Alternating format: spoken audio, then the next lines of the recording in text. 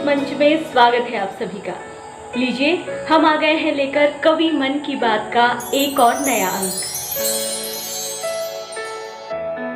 आज का सफर शुरू करने से पहले हमारे इस प्रयास को अपना प्यार देने के लिए हम आप सभी का तहे दिल से शुक्रिया अदा करते हैं।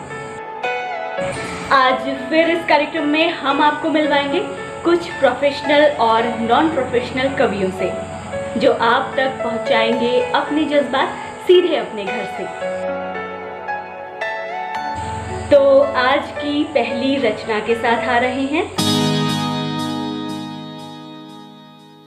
आइए, जिस तरह से मुल्क के हालात है, मुल्क के हालात पर दो मुक्तक और एक गजल आपके बीच में रखने की कोशिश करती हूँ। सुनिएगा। दहशतों के नए माहौल से डर लगता है, दहशतों के नए माहौल से डर लगता है, मुझको अब नफरतों के बोल से डर लगता है। जलाता भी है बुझाता भी है बस्ती को, जलाता भी है बुझाता भी है बस्ती को। ऐसी आसत तेरे इस रोल से डर लगता है, ऐसी आसत तेरे इस रोल से डर लगता है। एक और मुक्ता पढ़ती हूँ। इसके आगाज से अंजाम से डर लगता है, इसके आगाज से अंजाम से डर लगता है। मेरी तन्हाइयों को शाम से डर लगता है। वादे करके भी यहाँ लोग मुकर जाते हैं, वादे करके भी यहाँ लोग मुकर जाते हैं। मुझको अब प्यार के पैगाम से डर लगता है, मुझको अब प्यार के पैगाम से डर लगता है। आइए, एक गजल मतलब हाजिर करती हूँ, 2-3-4 शेर आपके बीच में रखती हूँ। सुनेगा। कि घर घर दहशत बांटने वाले जिंदा हैं, घर घर दहशत बांटने वाले जिंदा हैं, घर घर दहशत बांटने वाले जिंदा हैं। पर दिल्ली तेरे रुख से हम शर्मिंदा है, दिल्ली तेरे रुख से हम शर्मिंदा है। और मत पूछो कि आज सियासत कैसी है। शेर सुने कि मत पूछो कि आज सियासत कैसी है, मत पूछो कि आज सियासत कैसी है।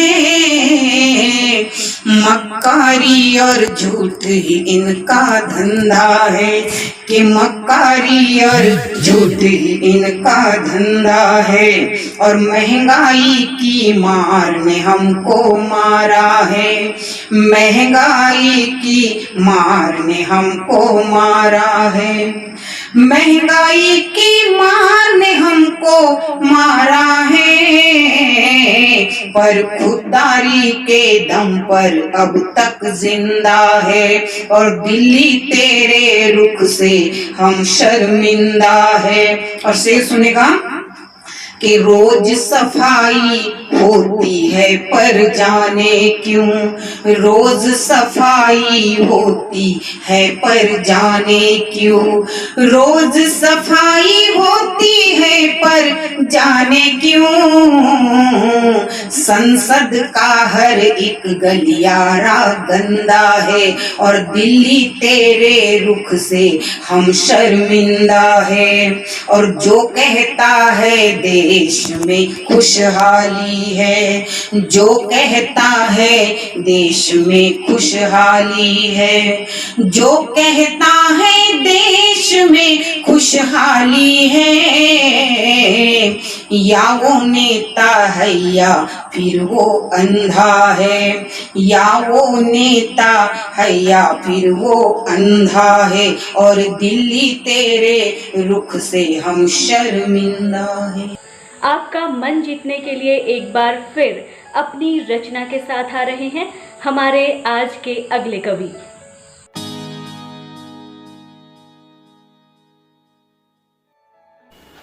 मौजूदा हालात पर मेरी एक कविता प्रस्तुत है आप सबके लिए।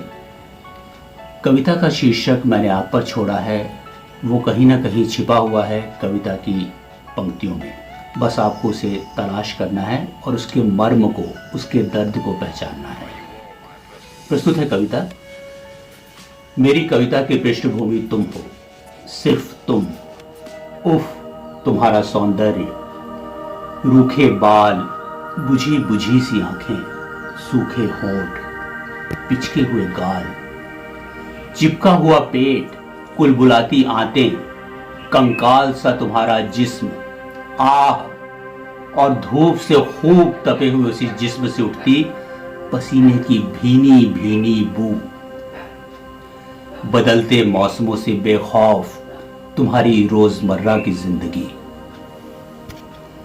गंदी बस्तियों के गर्भ से उगता तुम्हारा सूरज, और देसी दारू की भट्टी पर टूटते बदन के मुआवजे की शक्ल में रात के अंधेरों में डूबते तुम्हारा वजूद चंद बेजान सिक्कों के सामने कुछ भी तो नहीं आका जाता। फैक्ट्रियों के भोपों की तर्ज पर धड़कती तुम्हारी सांसें, बेमानी ख्वाहिशों का दम भरते गुजरती तुम्हारी जिंदगी, भूखों मरता तुम्हारा कुनबा, काम और दाम के लिए संघर्ष करते तुम, आखिरी सांस तक लड़ता तुम्हारा पक्का इरादा।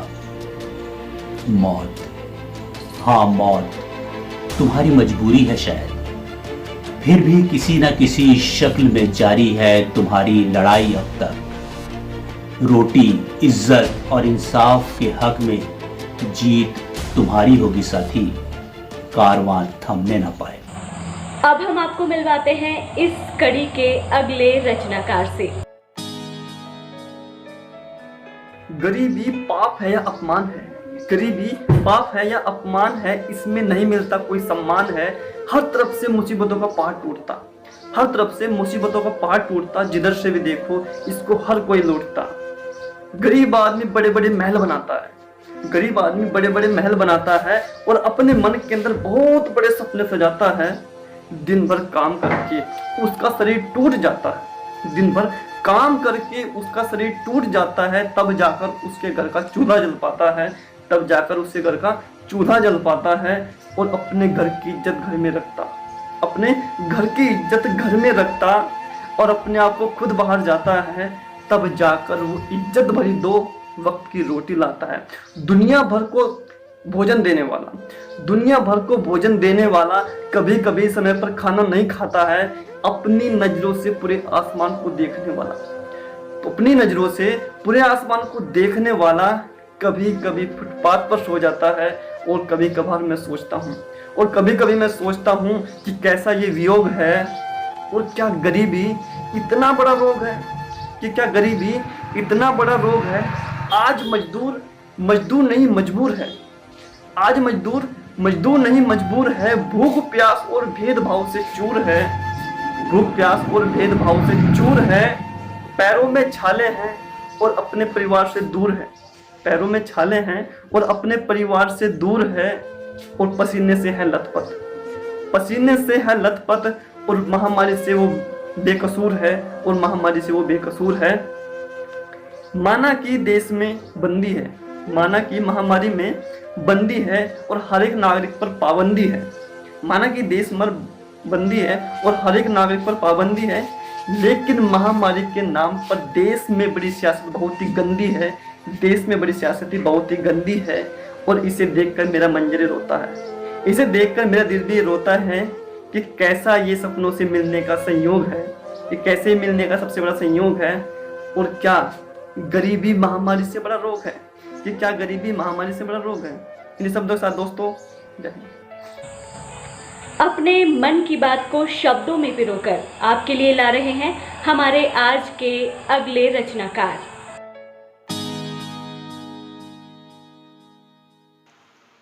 क्या तभी संभव है विकास या जारी है अत्याचारी प्रयास? कर डालो भारत का ही निजीकरण, सारे उद्योगपतियों को कि बना लो सरकारें, ताकि लूट ले खुले हाथों जर जमीन जागीरें, जमा हो सारी देश की चल अचल संपदा स्विस बैंकों में, बनाने विदेशियों को सुजलाम सुफलाम और भारत पूरी तरह हो जाए कंगाल। किसानों, मजदूरों, औरतों, बूढ़े मजलूमों और सारे बेरोजगारों को मार दो गोलियां चौराहों पर, खत्म कर डालो संविधान, लोकतंत्र का निशान, हो रहा बहुजन विनाश। क्या तभी संभव होगा विकास या जारी है अत्याचारी प्रयास? महंगाई, स्वास्थ्य, शिक्षा सरकार की जिम्मेदारी है कि नहीं? लोक कल्याण तो सरकारी एजेंडे में आती ही नहीं। चुनाव आयोग, न्यायपालिका, ईडी, सीबीआई केवल सरकार के अधीन है।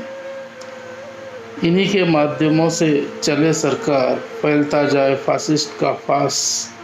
क्या तभी संभव होगा भारत का विकास? हम बढ़ रहे कौन दिशा? नागरिकों का टैक्स लूट रहा इसी साजिश पर। भूख बेहाल खड़ी है, लाचारी बेबसी मरणासन्न पड़ी है। धार्मिक उन्माद चरम पर, मानवता निहाल पड़ी है। सड़ रही इंसानियत की लाश। क्या यही है भारत का विकास या जारी है अत्याचारी प्रयास? इसी विकास के लिए जारी है सारे प्रयास। कोई बोले विरोध में तो चढ़ा दो सूली पर, देशद्रोही का देकर करार। भारत वैसे भी आदी है सदियों की गुलामी का, उसे गुलाम ही रहने दो। अर्थव्यवस्था खोखली कर पूंजीपतियों को सौंप दो, तभी होगा लोक कल्याण। यह है लोकतंत्र विनाश की साजिश। जारी रहे जोरों पर, जख्मी रहे मूल निवासी सांसें, तभी संभव है भारत का विकास या जारी है अत्याचारी प्रयास।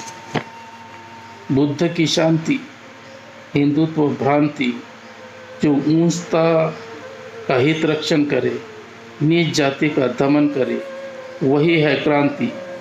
यही है मनोवादी नीति जो उफान पर है, उसे सख्ती से दोहराओ और विकास की ओर अग्रसर रहो। भारतीय मीडिया का यही प्रथम कर्तव्य तन मन धन से जारी है। त्राहिमाम वंचितों में अविरत हो, कांप उठे धरती अंबर, दिशाओं में हाहाकार हो। क्या तभी संभव है भारत का विकास या जारी है अत्याचारी प्रयास? या जारी है अत्याचारी प्रयास? हमारे आज के अगले रचनाकार।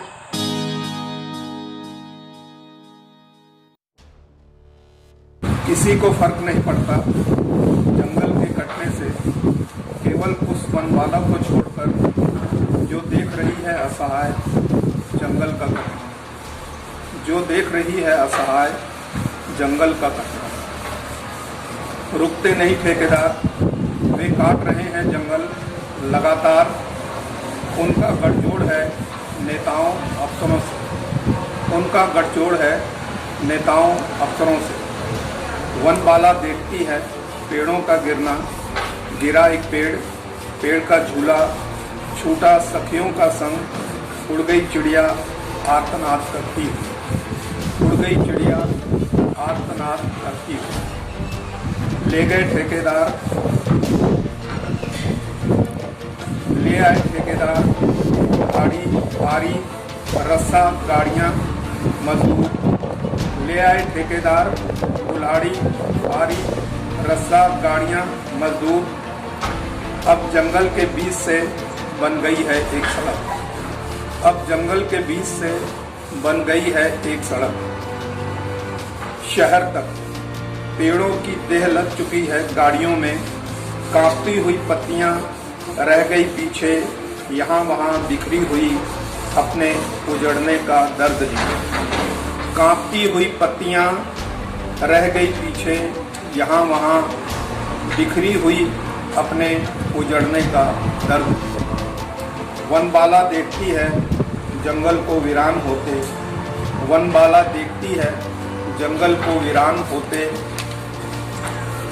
बचे हुए ठूंठ पर्यावरण का विनाश, घनघोर बरसात के दिनों को सूखे में बदलते हुए, बढ़ती हुई तेज गर्मी को, अकारण बदलती ऋतुओं को, पशु पक्षियों के आश्रय को छीनते हुए, झुलसते मनुष्यों और लगातार बढ़ती हुई प्यास के मारे भटकते पशु पक्षियों को, और लगातार बढ़ती हुई प्यास के मारे भटकते पशु पक्षियों को। ठेकेदार फिर भी नहीं रुकते, वे रुकेंगे भी नहीं। ठेकेदार फिर भी नहीं रुकते, वे रुकेंगे भी नहीं। नदियों, तालाबों, कुओं, पर्वतों को नंगा करके सूखे में तब्दील करने वाले ठेकेदार चंद रुपयों की खातिर तब तक नहीं रुकेंगे जब तक यह पृथ्वी जल नहीं उठती, नष्ट नहीं हो जाती।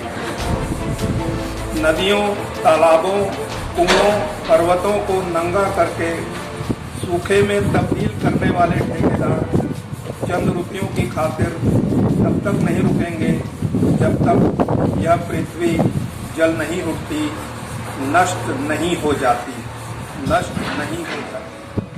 कवि मन की बात। हमारा ये प्रयास अगर आपको पसंद आ रहा है तो हमारे चैनल का सब्सक्राइब बटन जरूर दबाएं। अगली कड़ी में एक नए विषय के साथ आपसे फिर मिलेंगे। तब तक जहां भी है अपना ख्याल रखिए। नमस्कार।